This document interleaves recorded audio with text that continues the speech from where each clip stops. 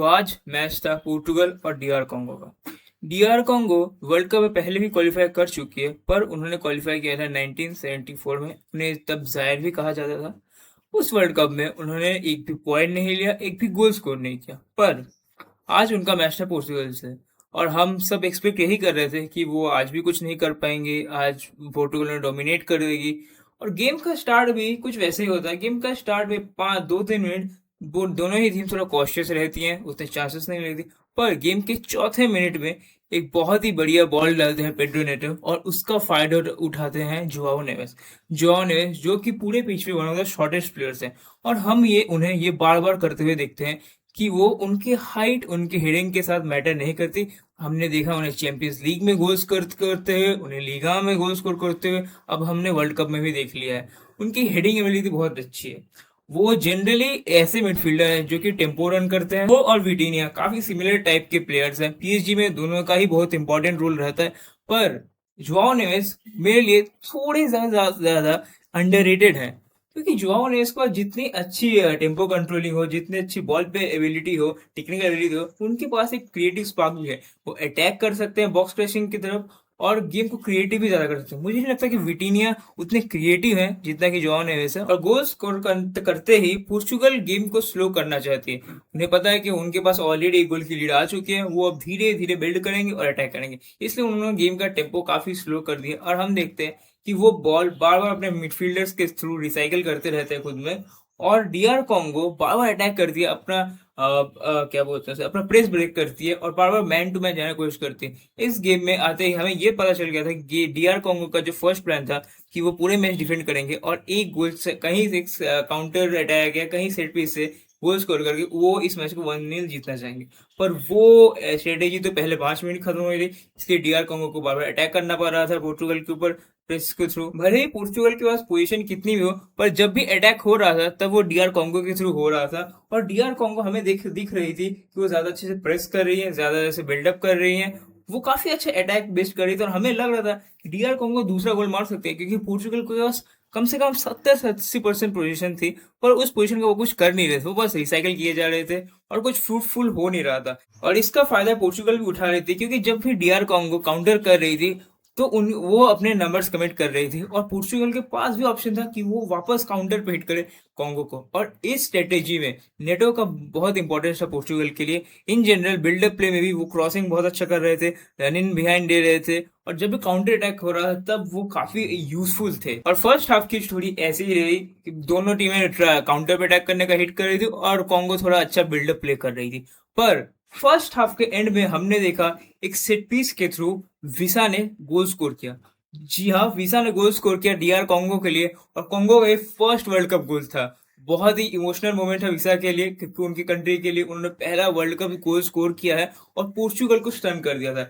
Game first half के and में था 1-1, और इस फर्स्ट हाफ के एंड में हर 245 पासेस के बाद पोर्चुगल एक शॉट ले रही थी, और कॉन्गो वही हर 20 पासेस के बाद एक शॉट ले रही थी। तो हम देख रहे थे कि कॉन्गो कितना ज्यादा अटैकिंग कर रही है। और इस प्ले मैच के जो मेन पॉइंट, जो एक पूरे इंपॉर्टेंट पॉइंट है, फोकल पॉइंट इस मैच के, वो थे रोनाल्डो। उन पे पूरा प्रेशर था, पर फर्स्ट हाफ में नॉन एग्जिस्टेंट थे। उन्होंने दोनों ही गोलकीपर से कम टच लिए। हम देख रहे थे कि वो ज्यादा से पोचर अप्रोच कर रहे थे, वो डीप नहीं आ रहे थे। वो बस फाइनल थर्ड में बैठे थे और बार बार अटैक करने की कोशिश कर रहे थे।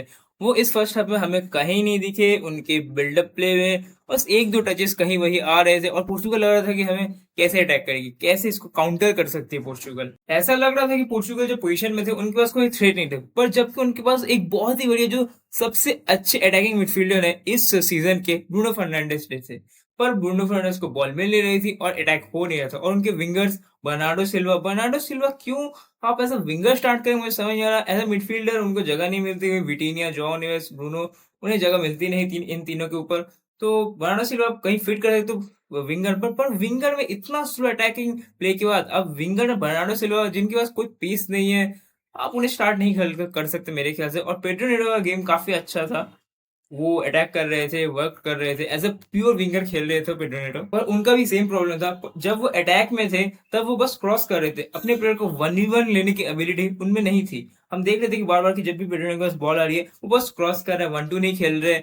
और पोर्चुगल काफी सेम पैटर्न कर रही थी, बार बार क्रॉस डालना, और जिससे कुछ हो नहीं रहा था। कॉन्गो समझ गई थी, एम्बेम्बा जो उनके डिफेंडर है कॉन्गो के, वो उन्होंने काफी अच्छे से बैकलाइन को मैनेज किया फर्स्ट हाफ में, और जो भी क्रॉसेस आ रहे थे उसे क्लियर कर रहे थे। तो इसी के साथ फर्स्ट हाफ की स्टोरी खत्म होती है। तो सेकेंड हाफ के स्टार्ट में बर्नार्डो सिल्वा को कर दिया जाता है हुक, और एक पैसे प्लेयर को लाया जाता है जो कि काफी डायरेक्ट है, जो काफी अटैकिंग है, और 1v1 प्लेयर्स को लेना पसंद करते हैं, कॉन्सेंसिया, जो कि जुवेंटस में खेलते हैं और काफी अच्छे 1v1 ड्रिबलर है। सेकेंड हाफ का स्टार्ट भी कुछ फर्स्ट हाफ जैसा तो नहीं हुआ, क्योंकि पोर्चुगल स्कोर नहीं की यहाँ, और कॉन्गो बार बार अटैक कर रही थी, और उनके दो प्लेयर्स जो कि बहुत ही अच्छे तरीके से अटैक को लीड कर रहे थे, बकाम्बू और वीसा, दोनों ही रनिंग कर रहे थे, बॉल को होल्ड कर रहे थे, बॉल को पास कर रहे थे, काफी अच्छा परफॉर्मेंस था उन दोनों का। और डिफेंस में एक प्लेयर थे जो कि क्या बोलते हैं, कॉन्गो के लिए काफी इंपॉर्टेंट साबित होने वाले थे। उनकी बात हम फ्यूचर में भी करेंगे इस वीडियो में।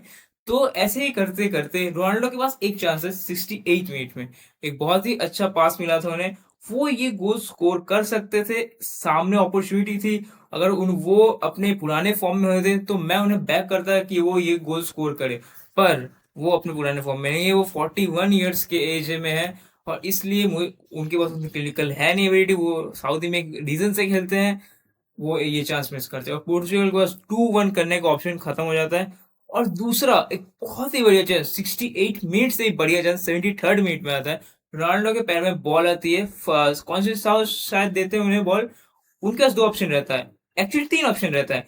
एक वो पहले शॉट ले, दूसरा वो एक टच ले, और फिर अपने शॉट को करे, प्लेस करे, एक टच से वो अपने शॉट को प्लेस कर दे, और थर्ड वो बॉल को लीव कर दे, क्योंकि ब्रूनो फर्नांडिस एकदम रोनाल्डो के पीछे खड़े थे। अगर रोनाल्डो वो बॉल छोड़ते तो ब्रूनो फर्नांडिस इजीली टैपिंग कर सकते थे गोल में, पर रोनाल्डो ने इन तीनों ऑप्शन में से कोई भी एक ऑप्शन चूज नहीं किया।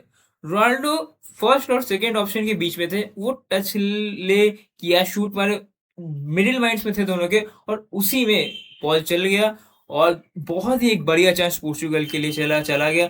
और इससे हम देखते हैं कि मुझे नहीं लगता कि पोर्चुगल को रोनाल्डो स्टार्ट करना चाहिए, गोंकालो रामोस को स्टार्ट करना चाहिए। गोंकालो रामोस जितने भी उनका फॉर्म बढ़िया नहीं गया हो, पर वो ऐसे नंबर लाइन लिंक करेंगे, एक एक्स्ट्रा प्लेयर देंगे बिल्डअप में पोर्चुगल को।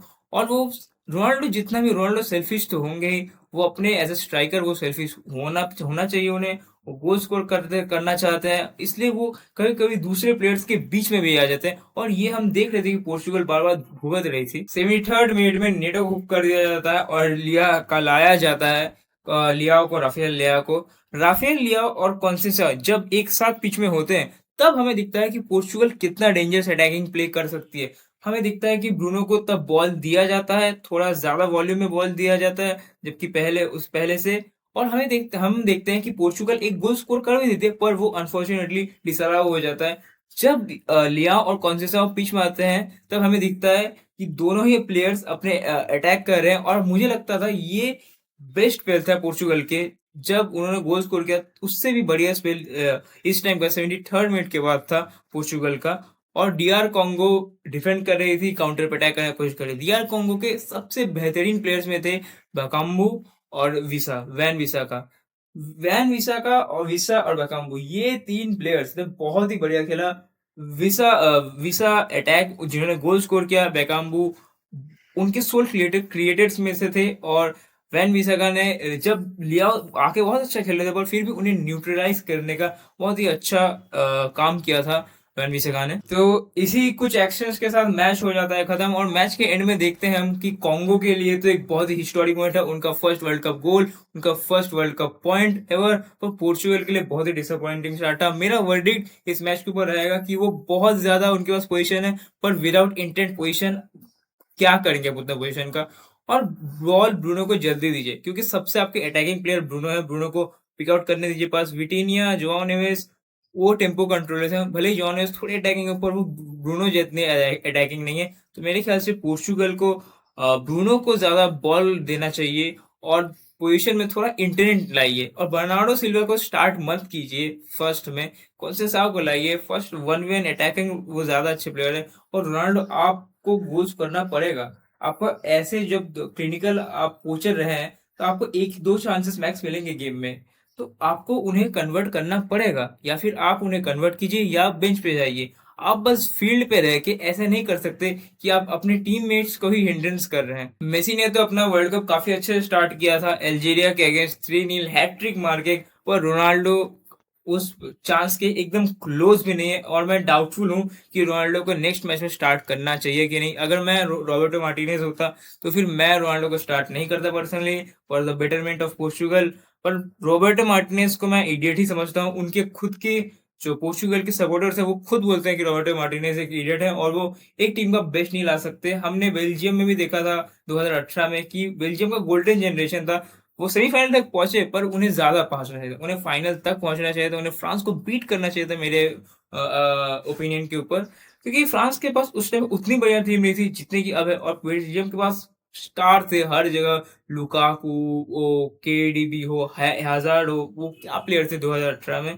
और कोर्चुआ, एल्डवेल थे, वर्टोंगे थे, उनका पूरा टीम बहुत अच्छा सेटअप था, पर रोबर्टो मार्टिनेज कुछ कर नहीं पाए, और मुझे नहीं लगता कि पोर्चुगल के साथ भी वो कुछ कर पाएंगे। और दूसरा मैच जो इस ग्रुप में था वो था उज्बेकिस्तान और कोलंबिया। वो मैच अभी खत्म हुआ है और कोलंबिया जीती है 3-1। कुछ सरप्राइज नहीं था, कोलंबिया ने पहला गोल स्कोर किया, एक run of the play Uzbekistan equalise score किया था, पर उसके बाद कोलंबिया ने दो गोल स्कोर किए और 3-1 मैच हुआ। और उनके स्टार प्लेयर लुइस डियाज ने बहुत ही बढ़िया परफॉर्मेंस दिया, एक गोल स्कोर किया, एक असिस्ट दिया, और उसी के साथ मैन ऑफ द मैच भी बने। तो कोलंबिया और ने 3 पॉइंट गेन कर लिए हैं पहले मैच से, और पोर्चुगल और कॉन्गो ने एक एक पॉइंट ले लिया है। तो देखते हैं इस ग्रुप का क्या होता है। डीआर कॉन्गो के एज ए डार्क हॉर्स आगे जा पाएगी, कोलंबिया के साथ कैसे कम्पीट करेगी, पोर्चुगल को कैसे कम करती है। और आपसे मिलते हैं नेक्स्ट वीडियो में, तब तक के लिए पीस।